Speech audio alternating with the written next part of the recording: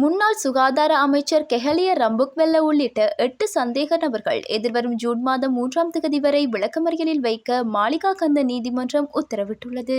இது தொடர்பான வழக்கு மாளிகாகந்த நீதவான் நீதிமன்றத்தில் விசாரணைக்கு எடுத்துக் கொள்ளப்பட்ட போதே இந்த உத்தரவு பிறப்பிக்கப்பட்டுள்ளது. தரமற்ற மனித இம்யூனோகுளோபின் மருந்து இறக்குமதி சம்பவம் தொடர்பான வழக்கில் சந்தேக நபர்கள் நீதிமன்றத்தில் முன்னிலைப்படுத்தப்பட்ட போதே இவ்வாறு தெரிவிக்கப்பட்டுள்ளது.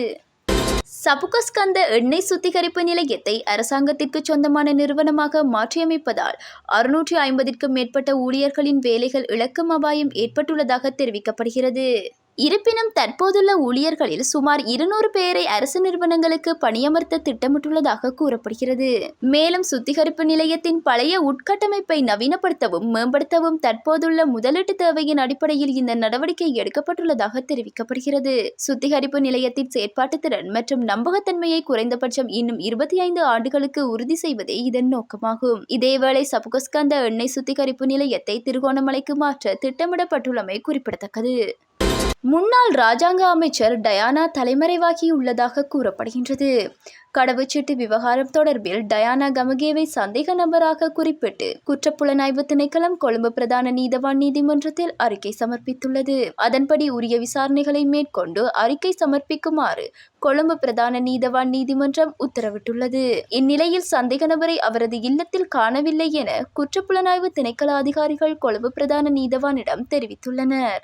அம்பலாங்குடை பிரதேசத்தில் அசிட் தாக்குதலுக்கு இலக்காகி பெண்ணொருவர் உயிரிழந்துள்ளதாக தெரிவிக்கப்படுகின்றமை அதிர்ச்சியை ஏற்படுத்தியுள்ளது.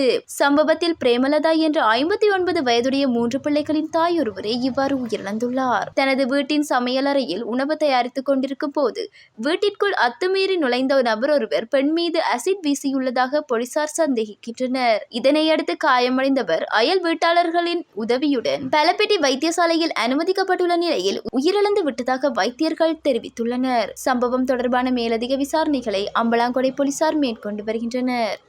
யாழ்ப்பாணத்தில் புத்தூர் கனகம்புலியடி வீதியில் இராணுவ வாகனம் மோதியதில் பிறந்த நாளில் யுவதியொருவர் உயிரிழந்துள்ளார். குறித்த யுவதி கனகம்புலியடி வீரவாணி சந்தையில் துவிச்சக்கர வண்டியில் பால் கொண்டு சென்ற போதே விபத்து இடம்பெற்றுள்ளது. இதில் வாதரவத்தையைச் சேர்ந்த சுதாகரன் சாருஜா என்ற 23 வயதான யுவதியே உயிரிழந்துள்ளார். வீதியை கடப்பதற்காக குறித்த யுவதி வீதியோரம் நின்ற போது யுவதி நின்ற கரைக்கு மறுகரையாக எதிர்த்திசையில் புத்தூர் சந்தையில் இருந்து இராணுவ உயரதிகாரிகள் பயணித்த வாகனம் வேகமாக வந்தது. வீதியின் இடது கரையில் சென்ற இந்த யுவதியை மோதி மரத்திலும் அருகில் இருந்த ரோலர் இயந்திரத்துடனும் மோதி கவிழ்ந்தது. விபத்தில் காயமடைந்த யுவதியை வைத்தியசாலைக்கு கொண்டு சென்று சேர்ப்பதில் தாமதம் ஏற்படவே செல்லும் வழியிலேயே யுவதி உயிரிழந்துள்ளதாக தெரிவிக்கப்படுகின்றது. யுவதியின் சடலம் அச்சுவேலி பிரதேச வைத்தியசாலையில் வைக்கப்பட்டுள்ளதுடன் விபத்து தொடர்பாக இராணுவத்தினரிடம் அச்சுவேலி காவல்துறையினர் விசாரணைகளை மேற்கொண்டு வருகின்றனர்.